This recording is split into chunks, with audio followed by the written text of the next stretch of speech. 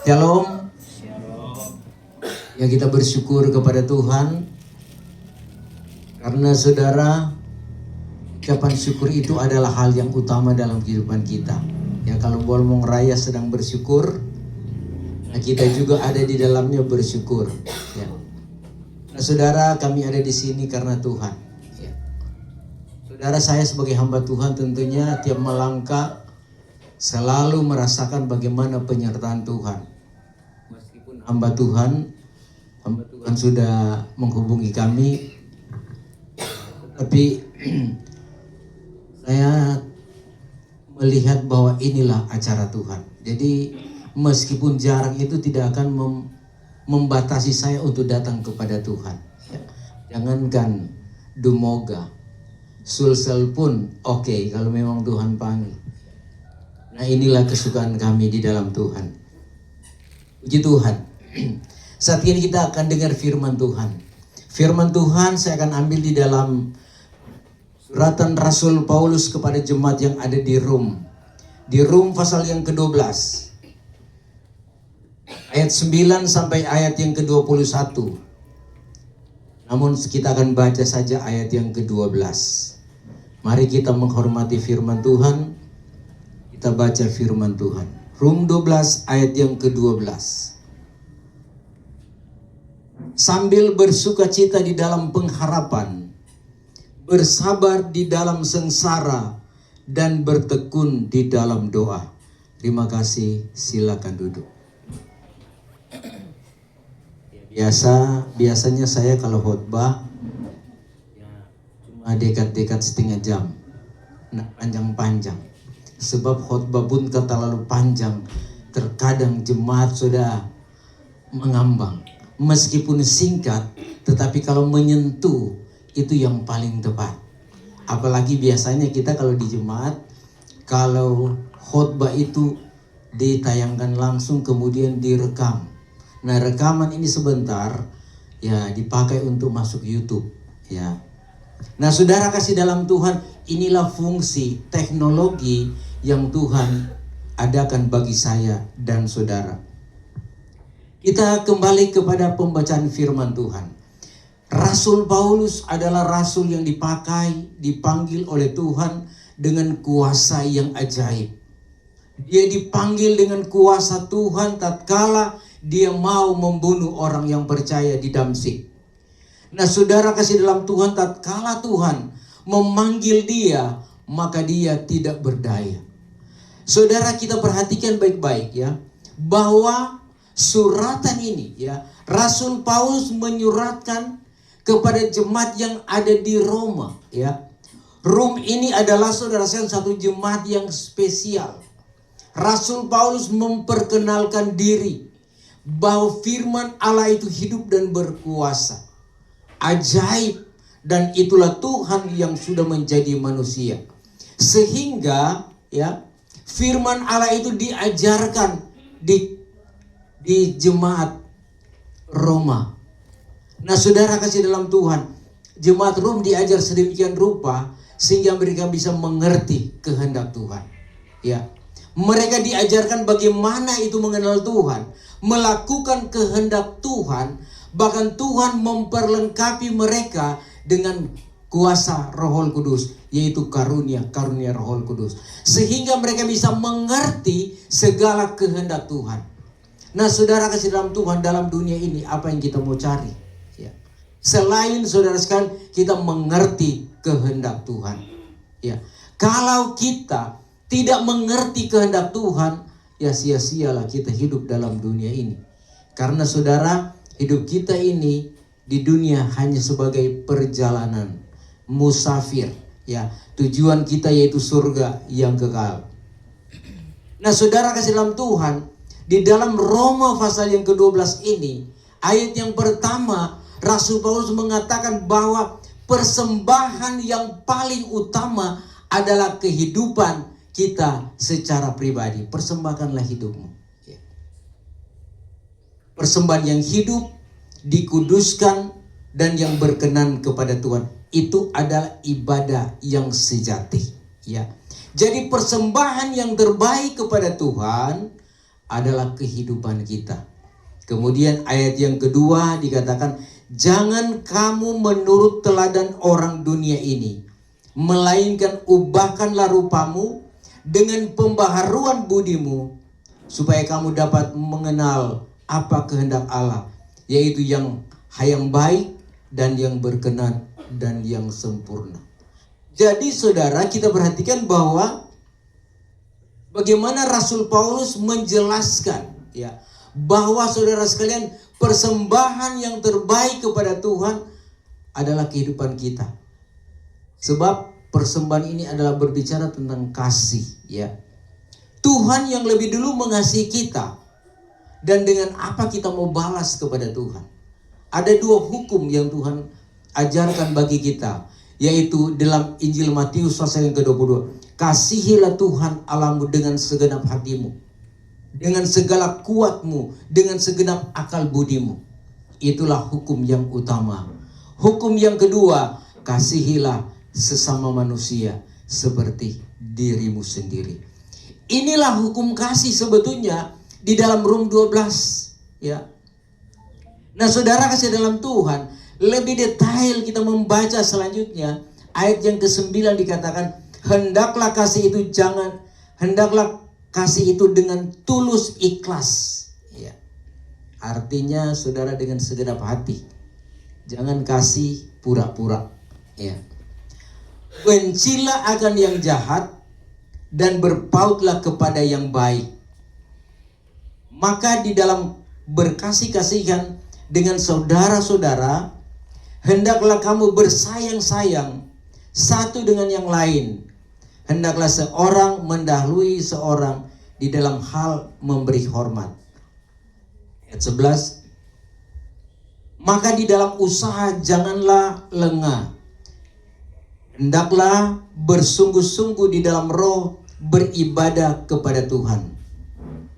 Sambil bersukacita di dalam pengharapan, bersabar di dalam sengsara, dan bertekun di dalam doa.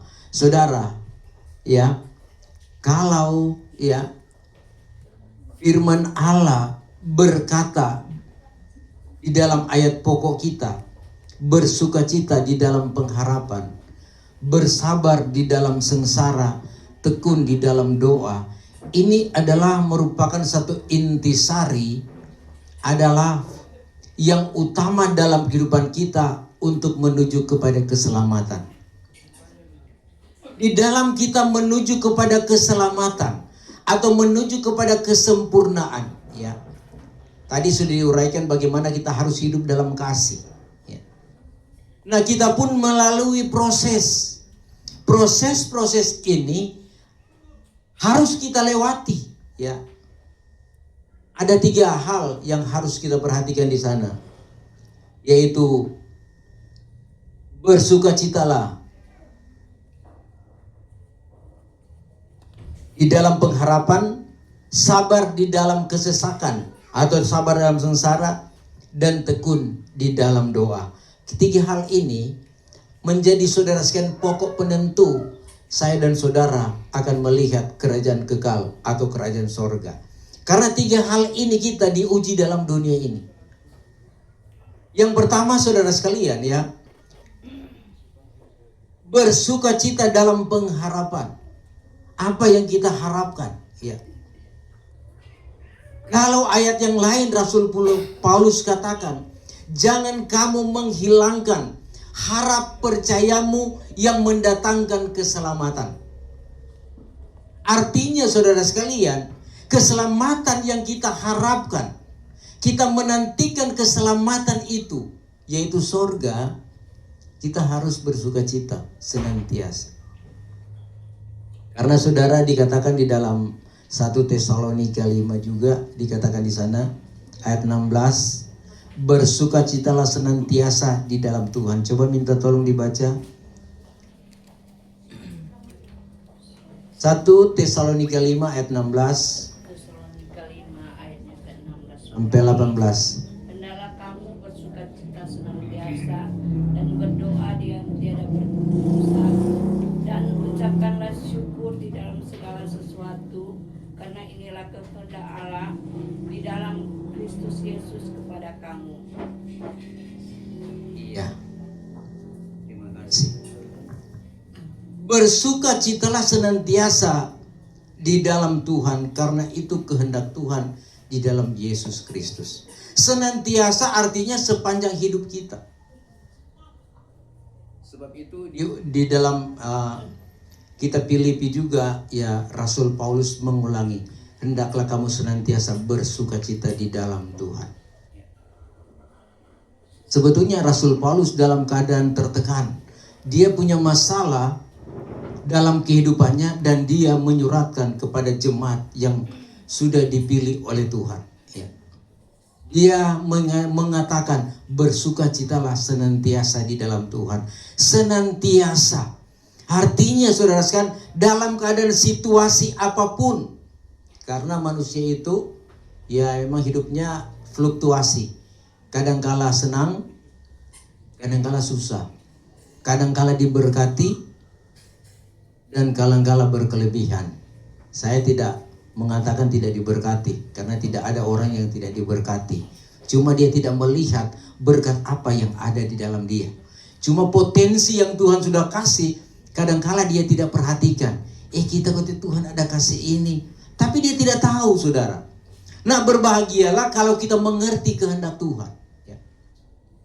Nah, saudara kasih dalam Tuhan, ya, bersukacita. Apa artinya bersukacita? Sebab saat ini ya Dumoga Raya sedang bersukacita dan mempersembahkan syukur, sehingga saya mendapat informasi di mitra sana, orang dari Manado, dari Minsel, dari Minut, dari Bitung, dari tempat lain. Mari rame-rame torompi di Dumoga sana. Ada apa di sana? Oh, di sana ada sukacita. Orang sedang bersukacita. Ya puji Tuhan, kalau orang mau rame-rame untuk bersukacita. Namun saudara, kita perhatikan bahwa apa arti daripada bersukacita. Kadang-kala orang tidak tahu. Bersukacita adalah keputusan hati yang disengaja. Jadi apa yang kita putuskan di dalam hati, itu yang kita lakukan. Itu kata sukacita. Tindakan kita, bagaimana kita menunjukkan bahwa kita sedang bersukacita. Namun saudara, kalau kita kembali kepada firman Tuhan dan kembali kepada hal-hal yang terjadi, karena di tempat lain juga sudah merayakan pengucapan syukur. Yang jadi pertanyaan saudara, apakah persembahan syukur seperti ini berkenan kepada Tuhan atau hanya memperkenankan manusia? Sebab dalam ucapan syukur yang memang seluruhnya, terkadang di sana ada pengeluhan. Tidak cukup untuk menyediakan berkat tamu-tamu yang datang. Sehingga mungkin ada yang hanya pas-pasan, hanya seadanya saja. Tetapi yang diberkati berkelimpahan, apalagi pejabat-pejabat, bahkan mereka posting, ya, apa kok tumu magang, martumu babungkus. Ya. Sebagai hamba Tuhan, saudara, saya melihat ini satu hal yang tidak baik sebetulnya. Ya. Karena saudara sekalian, kalau sukacita syukur itu hanya terfokus pada makanan, apakah itu berkenan kepada Tuhan? Dalam kitab Roma, saudara sekalian, kerajaan sorga itu, kerajaan Allah, bukan soal makanan dan bukan soal minuman, tetapi damai dan sejahtera yang dikerjakan oleh Roh Kudus. Itu sukacita, itu syukur kita yang berkenan kepada Tuhan. Namun saudara kasih dalam Tuhan, apapun itu, ya, tatkala mereka bersyukur, ya nanti saja Tuhan yang nilai. Namun sebagai hamba Tuhan hanya mengarahkan. Saudara, kalau kita memperhatikan di dalam kitab Yeremia pasal yang ke-9, Yeremia 9, cuma minta tolong ayat 23 dan ayat yang ke-24. Yeremia 9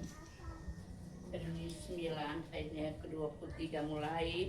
Demikianlah firman Tuhan, orang alim jangan bermegah-megah sebab ilmunya, dan orang kuat pun jangan bermegah-megah sebab kuatnya, dan orang kaya pun jangan bermegah-megah sebab kekayaannya. Melainkan orang yang hendak bermegah-megah itu, baiklah ia bermegah-megah sebab diketahuinya dan dikenalnya akan Aku, bahwa Akulah Tuhan yang melakukan kemurahan dan insaf dan adalah di atas bumi, karena segala perkara itu yang kukehendaki. Demikianlah firman Tuhan. Ya, terima kasih Bu. Ya. Jadi dikatakan di sini, ya, demikianlah firman Tuhan, orang alim jangan bermegah-megah sebab ilmunya. Kemudian orang kuat pun jangan bermegah sebab kekuatannya. Dan orang kaya pun jangan bermegah-megah sebab kekayaannya. Bermegah ini artinya sukacita, ya, kebanggaan, ya. Nah, saudara sekalian, ya, ada yang bermegah karena dia pintar, dia berilmu. Ada dia bermegah, dia bangga, dia bersukacita karena kuat. Dan ada juga yang bermegah karena dia kaya. Saudara, Nabi Yeremia katakan, saudara sekalian, lebih baik, ya, kita bermegah-megah karena kita mengenal siapa juru selamat kita, siapa Tuhan kita yang sudah memelihara kita. Maka itulah yang berkenan kepada Tuhan. Orang yang demikian berarti dia menghormati Tuhan. Dia mengadakan syukur kepada Tuhan, syukur yang berkenan kepada Tuhan. Karena dikatakan, saudara, orang yang mengucap syukur itu menghormati Tuhan. Ya, Mazmur 50 ayat 23. Dan saudara sekalian, syukur yang bagaimana? Yang berkenan kepada Tuhan. Ya. Terkadang kita karena didesak dengan kemauan, dengan keinginan, ya terpaksa ikut ramai-ramai mengucap syukur. Tapi setelah selesai hari ini, setelah selesai ucapan syukur, maka ada yang ditagih, ya, koperasi mulai datang menagih, bayar utang, bayar pinjaman.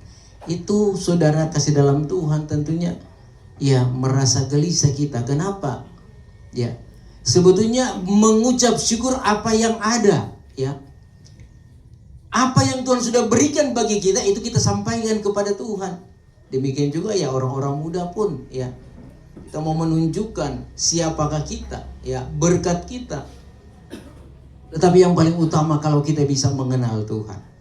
Nah, oleh sebab itu saudara, dalam saudara sekalian ucapan syukur ini, kita memperhatikan kehidupan kita. Lebih baik kita beribadah kepada Tuhan, itu sudah cukup, daripada kita mempersembahkan kemudian dipaksakan. Sebab itu saudara sekalian banyak yang salah, banyak terkecoh di sana. Bahkan di daerah kami di sana, tatkala ditetapkan pemerintah untuk ucapan syukur, ada suara-suara sumbing juga yang berkata, "Ya, tidak akan nyenyak berbasadia. Biar Jo, yang lain-lain yang berbasadia." Itu satu pilihan yang terbaik, saudara.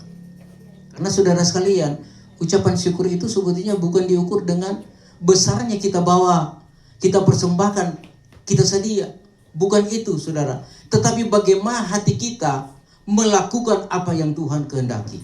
Jadi jangan salah dalam kita mengucap syukur. Sebab itu saudara sekalian, mengucap syukur itu harus diartikan. Kita menghormati Tuhan. Jadi mengucap syukur dalam segala hal. Jadi artinya, ya, dalam segala situasi mengucap syukur artinya bersukacita. Baik saudara sekalian dalam keadaan sehat maupun dalam keadaan sakit, mengucap syukur. Terkadang kita kalau sehat lupa mengucap syukur, tapi kalau sakit cari Tuhan dan berdoa, minta untuk bikin acara syukuran. Nah saudara kasih Tuhan, kita yang sudah mengerti firman Tuhan, tentunya kita bisa melihat sampai di mana ukuran iman kita kepada Tuhan. Ya. Itu yang pertama, saudara sekalian ya. Bersukacitalah senantiasa di dalam Tuhan. Yang kedua, bersabar di dalam sengsara. Saudara, memang kita, Alkitab sudah mengatakan bahwa di dalam dunia ini kita harus mengalami kesukaran. Ya. Kitab Nabi Ayub Ayub 7 ayat 1, ya, manusia dalam dunia ini hidup dalam pergumulan, artinya bergumul. Gumul itu adalah masalah, problema. Nah, tak dapat tiada, selama kita ada dalam dunia ini, maka kita harus hadapi semua itu. Namun firman Tuhan katakan kita harus hadapi dengan kesabaran. Kesabaran artinya kita tetap berdiri tetap di dalam iman, dan kita tetap percaya, dan kita tetap mengucap syukur kepada Tuhan. Ya.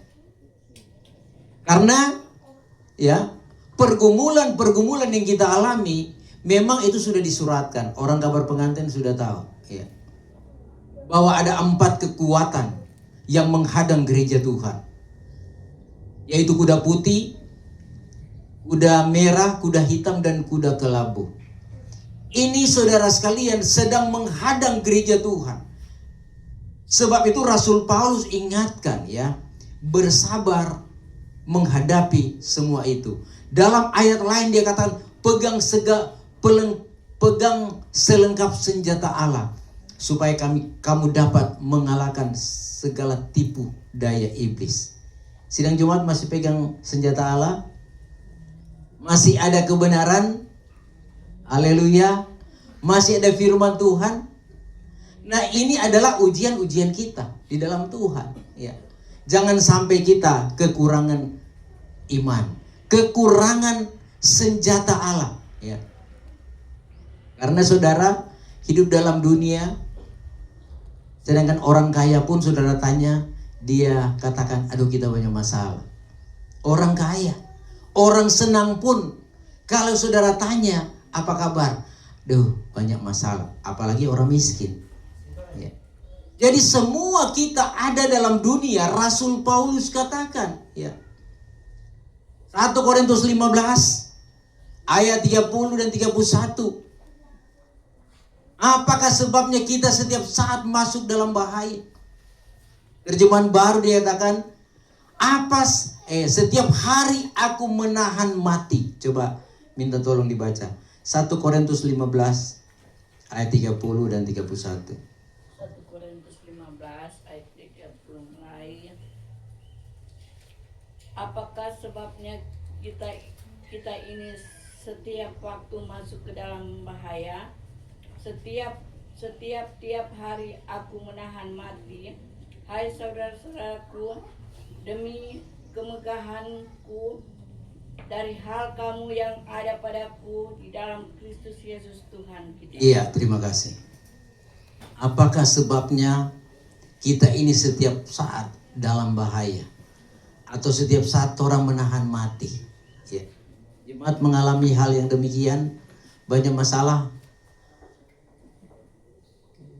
Masih banyak masalah sidang Jumat di Dondomon. Haleluya. Dan tamu-tamu juga yang dari luar, ada masalah atau tidak? Ya. Mau terbebas dari masalah?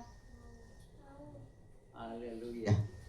Orang muda, orang tua, mau terbebas dari masalah?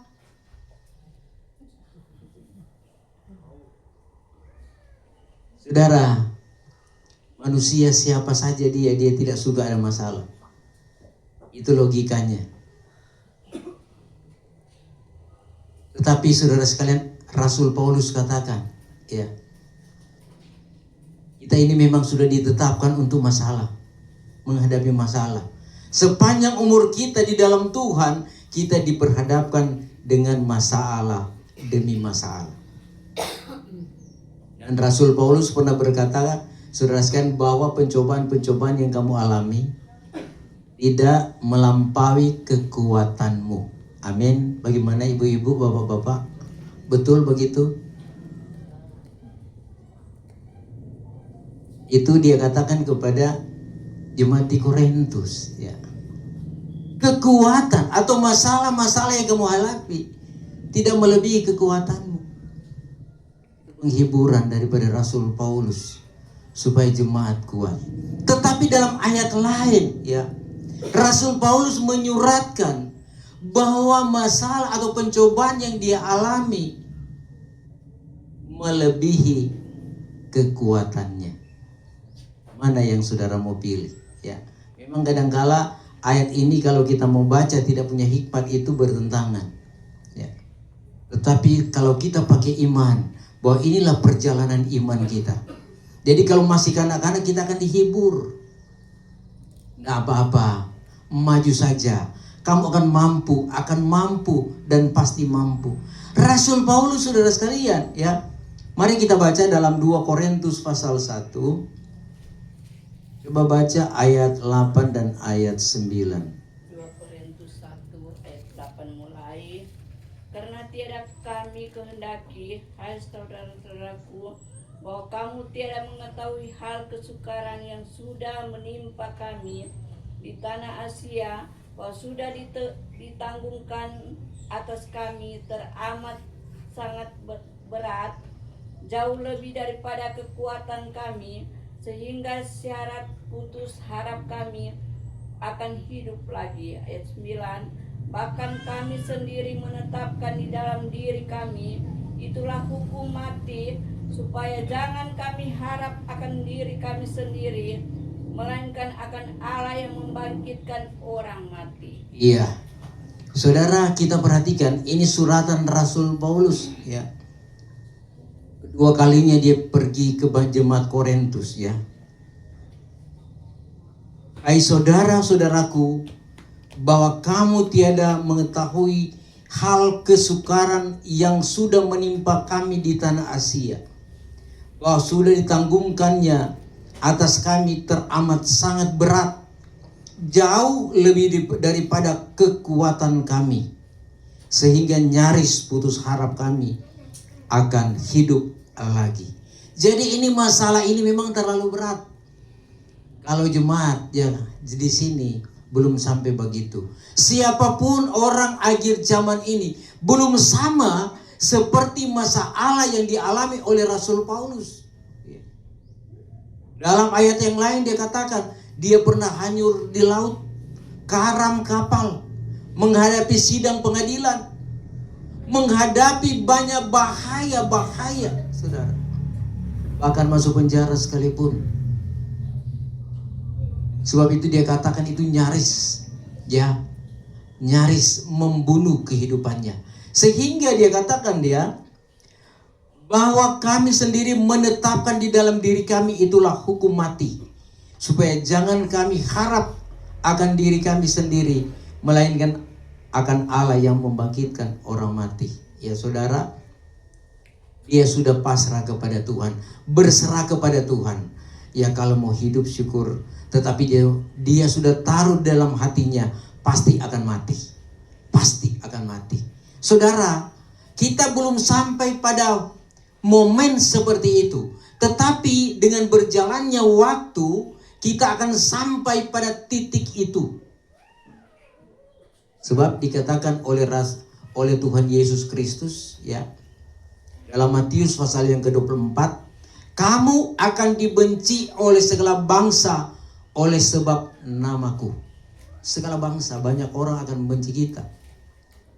Pengalaman daripada Raja Daud, musuhnya itu lebih banyak DP rambu di kepala. Banyak sekali yang mau mempersalahkan.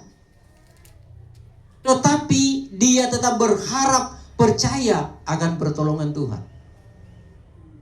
Saudara, kalian juga di sini, di jemaat di sini, apa yang kamu mau? Apa yang mau disampaikan kepada Tuhan?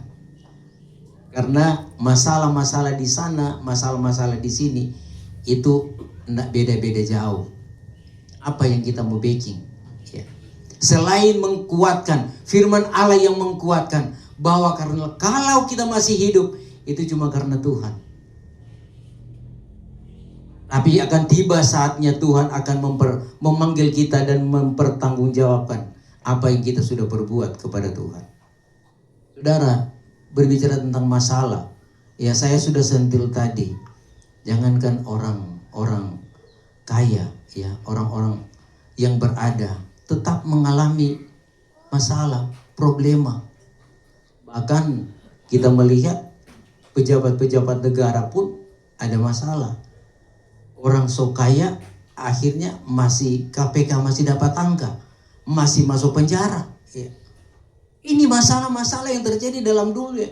Dalam dunia ini memang sangat rumit. Tetapi berbahagialah kita, kata Rasul Petrus. Berbahagialah kalau kita mendapat sengsara karena Tuhan. Jangan kita menderita di luar Tuhan. Itu tidak ada pertolongan Tuhan. Masalah-masalah yang kita hadapi, saudara, memang akan lebih berat. Sebab apa? Itu kepalsuan ini semakin menjadi-jadi. Ya. Orang kelihatannya hamba Tuhan, tetapi sebetulnya dia sudah dipakai oleh iblis. Tidak lagi menyampaikan yang benar. Sebab itu dikatakan ada Kristus palsu, ada nabi palsu, dan di bawahnya tentu ada hamba-hamba Tuhan palsu. Nah, tentunya kita sebagai hamba Tuhan juga tidak akan menghakimi, memvonis. Tetapi jemaat sendiri melihat apakah memang masih benar. Apakah ini Pak Gembala pendeta muda ini masih tulus melayani atau soalnya Anda? Memang juga kalau saya melihat ya memang luar biasa seorang muda terjun di pelayanan, tinggalkan keluarga. Sebetulnya ini pendeta muda Aldo ini, orang tua itu juga ya finansial juga menunjang. Saya melihat ya luar biasa, dia bisa bertahan di Dondomon sini selama berapa tahun? Nah, lama ya dia bisa bertahan. Jadi kita melihat bagaimana orang yang dipakai oleh Tuhan. Ya. Dia memang dipisahkan dari kaum keluarga untuk melayani pekerjaan Tuhan. Dipisahkan bukan sunnah baku dapat. Dia DP mama, DP bapak, ya saya lihat di postingan hampir selalu datang, ya datang lihat bagaimana dia so kurus ini atau jemaat masih mampu ja. Bukan soal itu, tetapi memang ikatan kekeluargaan di dalam Tuhan itu luar biasa. Dan inilah kita di dalam Tuhan. Sebab jadi pertanyaan, selama kita ada dalam dunia ini, apa orang mau cari? Orang mau cari apa, saudara? Saya memang ya pernah jadi pegawai perusahaan, pernah diberkati berkelimpahan. Tetapi itu sudah lewat. Sekarang hidup menurut kehendak Tuhan. Hidup merangkak dari bawah. Dan ternyata hidup di dalam Tuhan itu memang ada seninya. Itu indah sekali, saudara. Tatkala mau datang, mau mengadakan perjalanan, itu pun Tuhan sudah siapkan. Sebetulnya waktu rencana mau datang kemari, so berdoa dengan istri, kami mau bikin ini, mau bikin itu, bikin persiapan, mau check up dulu tuh atau karena sudah lama tidak berjalan jauh. Kami butuh dana. Sudah pada dana tapi masih ada keperluan lain. Apa yang terjadi? Saudara, pada hari Kamis malam itu, hari Kamis siang, tatkala Ibu Rohani pergi di pasar, dia pergi di bank, ada yang masuk. Puji Tuhan, dia kaget. Dia bilang, ada mimpi apa? Kita bilang, kita tidak mimpi. Cuma ada minta pada Tuhan. Ya, ternyata Tuhan tahu, saudara. Jadi segala yang kita lakukan di dalam Tuhan, Tuhan itu tidak tutup mata. Jemaat, apapun yang jemaat lakukan, yang penting benar-benar tulus melayani Tuhan. Tuhan tidak tutup mata, tetapi Tuhan melihat.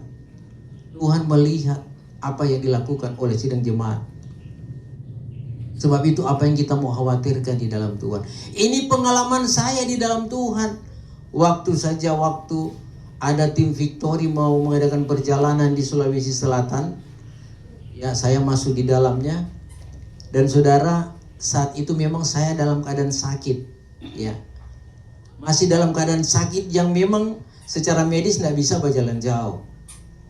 Tetapi apa yang terjadi? Saya tetap bertanya Tuhan. So di Manado pun tetap bertanya Tuhan. Tuhan, kalau Tuhan kehendaki saya akan ikuti. Kalaupun tidak, saya akan pulang. Saya tidak mau mengecewakan tim. Saya hanya curhat ke Tuhan. Dan saudara sekalian, Tuhan memang tidak jawab. Tapi saya ikut juga. Ternyata mulus-mulus dalam perjalanan. Melewati jalan-jalan yang rusak. Melewati daerah dingin pun itu bisa terlewatkan dengan segala baik. Itulah Tuhan yang kita percayai. Jadi kalau kita dengan Tuhan, jangan takut. Orang-orang tua jangan khawatir tentang anak-anak, cucu-cucu. Tapi kalau diserahkan kepada Tuhan, Tuhan kok yang punya kehidupan kita. Orang tua itu bukan pemilik anak-anak, tetapi hanya dipercayakan oleh Tuhan. Jaga ini anak-anak, jaga karena itu adalah milik Tuhan. Jadi semua yang ada pada kita itu milik Tuhan. Apalagi yang kita mau khawatirkan. Nah, saudara kasih dalam Tuhan, ya, kita akan menghadapi masa-masa sulit, ya.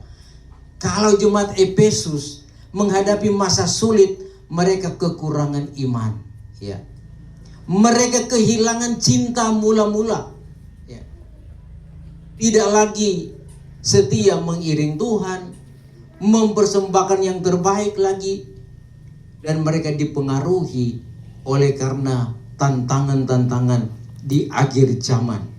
Nah, oleh sebab itu saudara, tantangan-tantangan yang ada ini, ya Rasul dikatakan oleh firman Tuhan, anggaplah itu kesukaan, ya. Rasul Yakub, ya. Ya. Jadi masalah-masalah yang kita hadapi anggap saja itu kesukaan. Sama seperti Rasul Paulus, saudara sekalian. Rasul Paulus, ya, dia diperhadapkan dengan pilihan mau menderita sengsara atau mau senang-senang, ya. Sama dengan Nabi Musa, mau senang-senang di istana atau menderita bersama kaum milik Tuhan, ya. Nah, ini saudara sekalian jawaban yang harus menjadi pilihan kita sebagai orang-orang pilihan Tuhan. Coba baca 2 Korintus 12 ayat 8 sampai yang ke-10.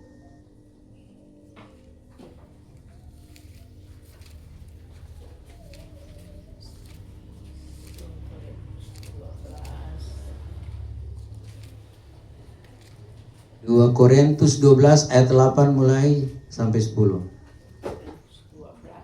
ayat 8 mulai. Di dalam hal ini sudah 3 kali aku memohon kepada Tuhan supaya hal itu terlepas daripadaku. Maka firman-Nya kepadaku, padalah bagimu anugerahku, karena kuasaku disempurnakan di dalam kelemahan. Sebab itu dengan terlebih suka aku bermegah-megah di dalam segala kelemahanku, supaya kuasa Kristus turun ke atas kamu. Maka itulah sebabnya segala kelemahan dan kecelaan dan kesukaran dan aniaya dan kesempitan menjadi kesukaanku kepada Kristus. Sebab apabila aku lemah, pada masa itulah aku kuat. Iya, puji Tuhan, ya. Jemaat mau pilih mana? Mau senang atau susah? Rasul Paulus dia pilih ayat 10, itu sebabnya segala kelemahan dan kecelaan dan kesukaran, aniaya, kesempitan menjadi kesukaanku karena Kristus. Sebab apabila aku lemah, pada masa itulah aku kuat. Saudara, ini memang pilihan yang memang secara logika bertentangan. Tidak ada orang yang mau suka susah. Tetapi orang yang ada di dalam Tuhan senang dengan kesukaran. Artinya kesukaran atau beban yang Tuhan berikan kepadanya. Sebab itu apa yang jadi masalah? Apa yang menjadi beban daripada gembala sidang? Apa? Apa yang menjadi beban daripada sidang jemaat?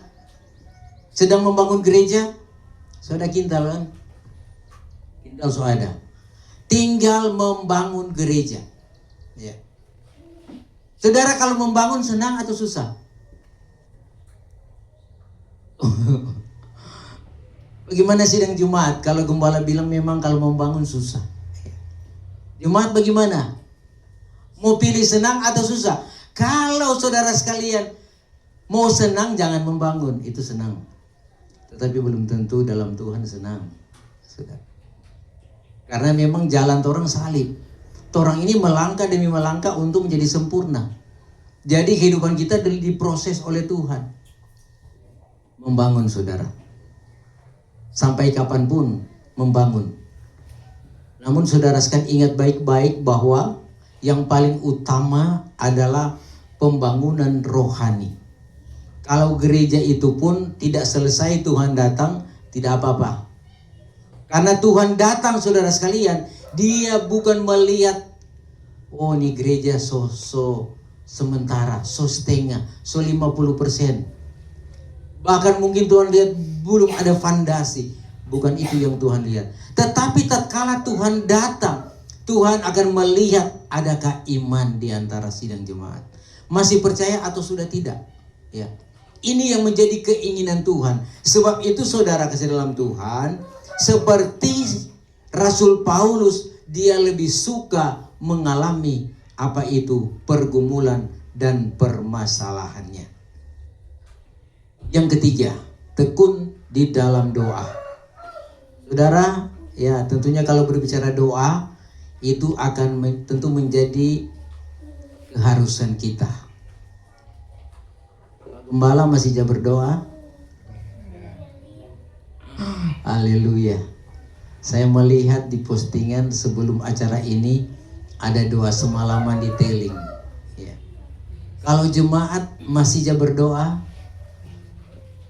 haleluya, pemuda-pemudi masih berdoa, atau cuma banyak baca dan yang lebih banyak kasih habis waktu di handphone. Saudara, doa itu adalah hubungan pribadi kita dengan pemilik kehidupan kita. Hubungan kita dengan Tuhan hanya lewat doa. Ya. Banyak orang yang so pandang enteng dengan doa. Yang penting so berdoa. Sudah. Tetapi doa yang bagaimana? Yang berkenan kepada Tuhan. Karena ada juga doa yang tidak berkenan kepada Tuhan. Apa itu doa yang tidak berkenan kepada Tuhan?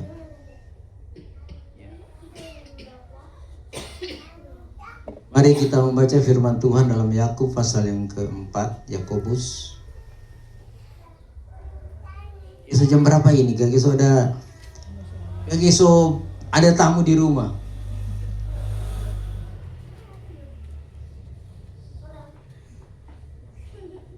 Kita tetap bersuka cita di dalam Tuhan ya.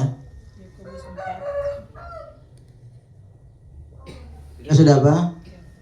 Yakobus pasal 4, coba baca mulai ayat yang kedua. Ayatnya yang kedua, terjemahan baru. Kamu mengingini sesuatu tetapi kamu tidak memperolehnya, lalu kamu membunuh. Kamu iri hati tetapi kamu tidak mencapai tujuanmu. Lalu kamu bertengkar dan kamu berkelahi. Kamu tidak memperoleh apa-apa karena kamu tidak berdoa. Maukah kamu berdoa juga tetapi kamu tidak menerima apa-apa karena kamu salah berdoa. Sebab yang kamu minta itu hendak kamu habiskan untuk memuaskan hawa nafsumu. Iya, saudara, kita perhatikan baik-baik ya. Kamu menaruh keinginan tetapi tiada beroleh. Kamu bunuh dan berdengki tetapi tiada memperoleh. Kamu berkelahi dan berperang tetapi tiada beroleh. Saudara, kadangkala segala sesuatu kita mau ambil dengan kekuatan, ya. Menganggap diri benar, menganggap diri pintar, itu kita tidak akan mendapatkan apa yang kita inginkan. Karena kamu tidak meminta. Kamu minta tetapi tiada beroleh. Sebab salah permintaanmu. yaitu sebab kamu hendak menghabiskan menurut hawa nafsumu. Saudara, permintaan doa kita kepada Tuhan, kalau hanya untuk memuaskan hawa nafsu daging, itu Tuhan tidak akan jawab. Tidak akan jawab. Ini ayat ini. Ya. Jadi saudara sekalian, permintaan yang bagaimana yang berkenan kepada Tuhan? Yaitu berdoa kepada Tuhan, mintalah apa yang menjadi kebutuhan-kebutuhan dalam melayani pekerjaan Tuhan. Kebutuhan keluarga dengan segenap hati.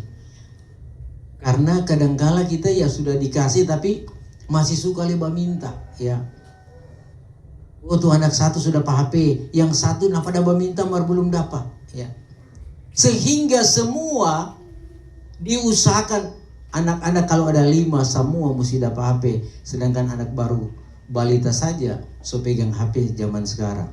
Nah, saudara kasih dalam Tuhan, kita melihat di sini ada doa yang dijawab Tuhan dan ada doa yang tidak dijawab oleh Tuhan. Kalau Tuhan tidak menjawab doa kita, ada jalan keluar, ada sesuatu yang Tuhan akan berikan bagi kita yang kita tidak sangka-sangka. Ya. Karena Tuhan tidak pernah mengecewakan kita. Sebab itu kalau kita berdoa belum dapat, jangan berpaksa. Ya. Jangan berutang. Ya. Kalau belum diberkati untuk mengucap syukur, jangan piba pinjam. Ya. Tetapi biasa-biasa saja.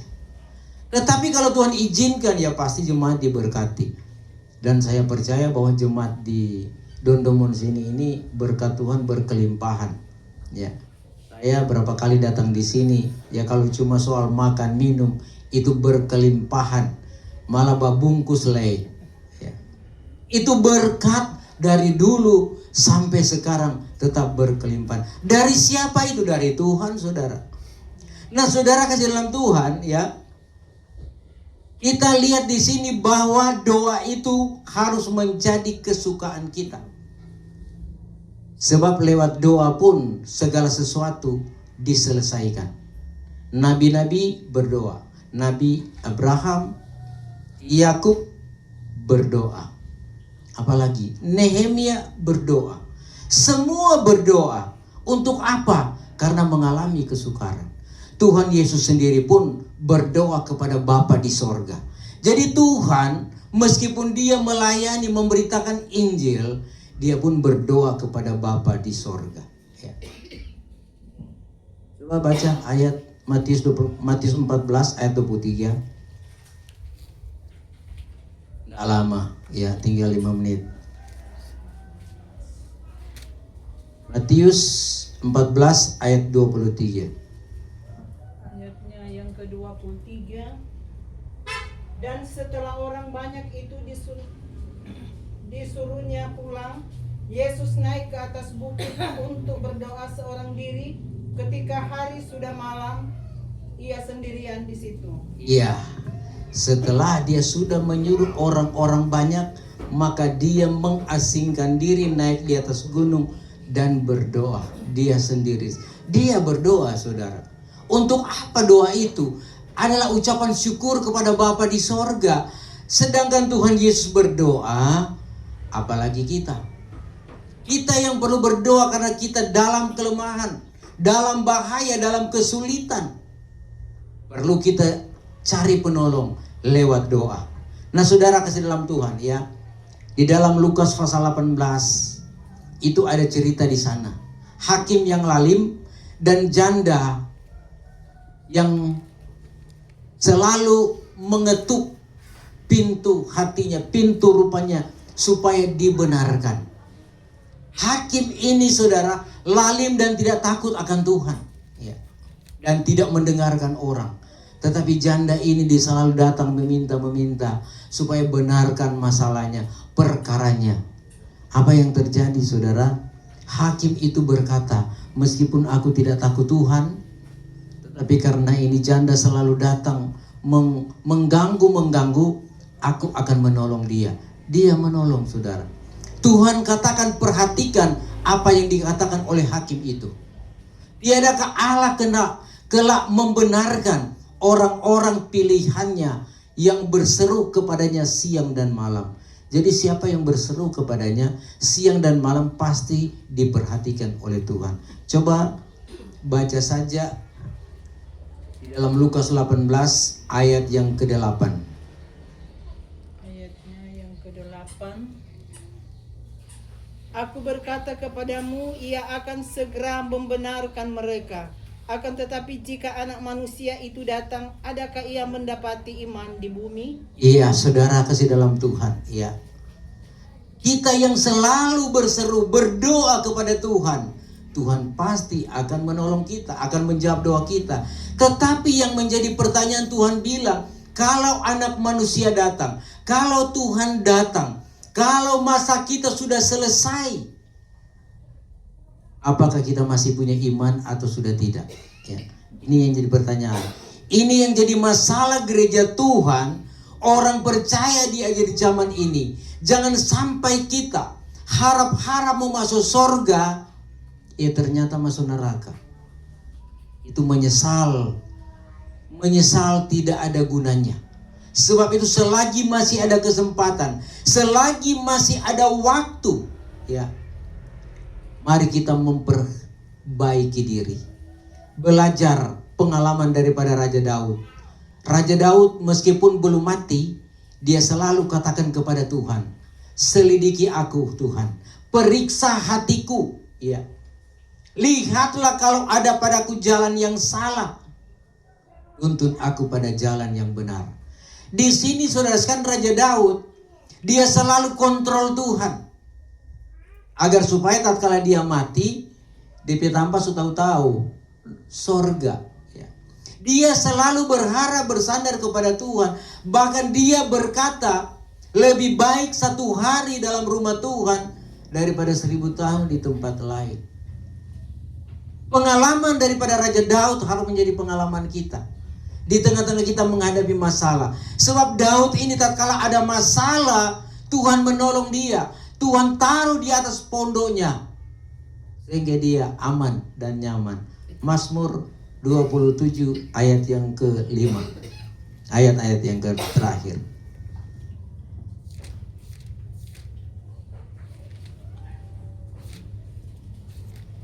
Mazmur 27 ayatnya ke-5 mulai. Karena pada masa yang jahat ditaruhnya akan daku dalam pondoknya, dan disembunyikannya aku di belakang tirai kemahnya, dan dinaikkannya aku di atas gunung batu. Iya, pada masa yang jahat, pada masa kesusahan, ya, pada masa segala sesuatu mulai bergejolak, maka Tuhan membawa dia ke atas gunung batu, ke tempat kediaman Allah. Saudara, bukankah sekarang dunia sedang bergejolak?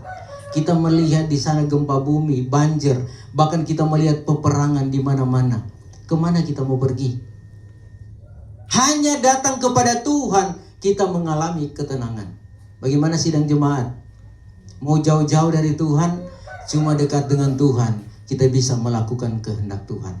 Jadi jangan memikirkan hal-hal yang lebih, tetapi berharaplah kepada Tuhan dengan segenap hatimu. Apa yang harus kalian lakukan? Dan teristimewa jangan bakalai. Kasih itu menutup dosa yang banyak, ya. Dan saudara sekalian, dalam pergumulan kita, ya, yaitu saudara sekalian, Tuhan minta kita harus bersukacita, pertahankan sukacita kita. Kita harus bersabar, kita harus mempertahankan sabar kita menantikan kedatangan Tuhan, dan kita harus tetap berdoa. Dan inilah hal-hal yang menjadi kemenangan kita gereja Tuhan akhir zaman ini. Sebab iblis sangat tidak senang apabila kita selalu bersukacita. Iblis tidak senang apabila kita selalu bersabar menantikan kedatangan Tuhan. Dan iblis paling tidak suka kalau kita berdoa. Dan iblis itu saudara sekalian, dia seperti singa. Dia cari siapa yang harus dia hancurkan.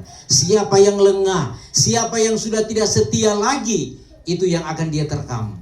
Jangan sampai ada yang dia terkam di jemaat yang ada di Dondomon sini, ya. Karena saudara, ya, iblis terkam dengan cara bagaimana? Iblisnya enggak mau pegang di tangan, dia mau ramas di leher, saudara. tetapi dia masuk di dalam hatimu, dalam pikiranmu, dia masuk di hati. Ya. Ayat yang terakhir baca 2 Korintus pasal 11 ayat yang ketiga.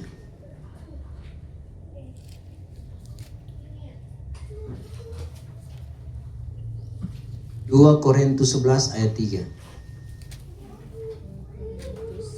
2 Korintus 11 ayatnya yang ketiga mulai. Akan tetapi aku takut kalau jadi seperti ular memperdaya Hawa dengan tipu dayanya, demikianlah juga rusaklah pikiranmu dan rengganglah daripada tulus ikhlas dan kesucian yang menuju kepada Kristus. Ya, ini Rasul Paulus katakan dia takut jangan sampai jadi seperti Hawa diperdaya oleh iblis. Akibatnya itu pikiran rusak, renggang daripada tulus ikhlas, tidak lagi berdiri pada kebenaran tetapi melakukan kejahatan. Karena kalau iblis masuk itu pikiran akan jadi rusak. Kalau iblis masuk pun terkadang suami istri bakalain. Ya. Kalau kuda merah ada di sana, maka terjadilah percekcokan, terjadilah perkelahian. Nah, saudara sekalian, jagalah jangan sampai iblis masuk. Tetapi jaga hubungan kita dengan Tuhan. Tetap percaya kepada Tuhan, lakukan apa kehendak Tuhan. Karena waktu Tuhan sudah sangat singkat. Saya mengingatkan, di hari-hari ini, jangan lagi berpikir untuk beberapa puluh tahun ke depan. Tetapi saat ini kita menjaga hidup kita. Langkah kita, ya. Langkah kita hari ini menentukan masa depan kita. Menentukan surga atau neraka ditentukan dengan langkah kita di hari-hari ini. Jadi dengan berpengucapan kontrol diri. Ya. Jaga hati, ya. Taburlah kasih. Taburlah berkat. Kalau memang ada, tabur berkat. Karena memang juga kadangkala, ya, tatkala tamu mau datang dia mulai pilih-pilih. Oh, ini berkat ini kok fortu tamu yang mau datang dari Manado. Oh, ini yang mau datang dari Kota Mobagu. Kadangkala orang Birman cuma datang, derengnya nak kasih. Ya, ini cuma contoh. Tuhan akan datang, akan mencobai kita hal-hal yang saudara sekalian terlalu kecil bagi kita. Ternyata Tuhan itu yang datang, Tuhan yang suruh untuk pergi, tetapi tidak dilayani baik-baik. Demikian juga saudara sekalian menjadi pengalaman kita. Di YouTube banyak kesaksian, banyak kita melihat, kita belajar dalam hidup. Ternyata ada yang cuma bikin konten, ya. Dia minta tolong cuma pinjam uang 50.000, tidak tahu di belakang itu ada 1 juta. Mengetes. Ya. Tetapi sekarang juga banyak penipu-penipu. Kadangkala itu dia punya maksud tidak baik, tapi mau menipu kita. Nah, sebab itu hamba Tuhan perlu karunia marifat. Ya. Bukan cuma hikmat, marifat. Bisa mengetahui maksud dia bagus atau tidak. Karena orang yang sudah bermaksud tidak baik, dia akan merayu-rayu. Sebab itu Amsal Sulaiman katakan, ya, cium seteru itu apa? Patut ditangkis dengan apa? Doa. Jaga-jaga hubungan kita. Namun kadangkala kita salah. Orang baik itu, tapi terang curiga, orang jahat. Ini saudara sekalian, akhir zaman. Teknologi semakin canggih. IT semakin berkembang. Bahkan hal-hal pun, ya kita bisa lihat saudara sekalian, kalau ini aplikasi AI ini, ya. Sedangkan anjing pun bisa berbicara. Anjing pun bisa memberitakan firman. Opa-opa, oma-oma lebih soe, ya, dia mulai bicara. Kadangkala ini mengecoh kita. Sebab itu hikmat yang Tuhan berikan harus melebihi teknologi yang ada. Dekat dengan Tuhan sehingga segala sesuatu terungkap dalam kehidupan kita. Tuhan memberkati kita semua. Mari kita akan datang menyembah Tuhan dalam roh dan kebenaran.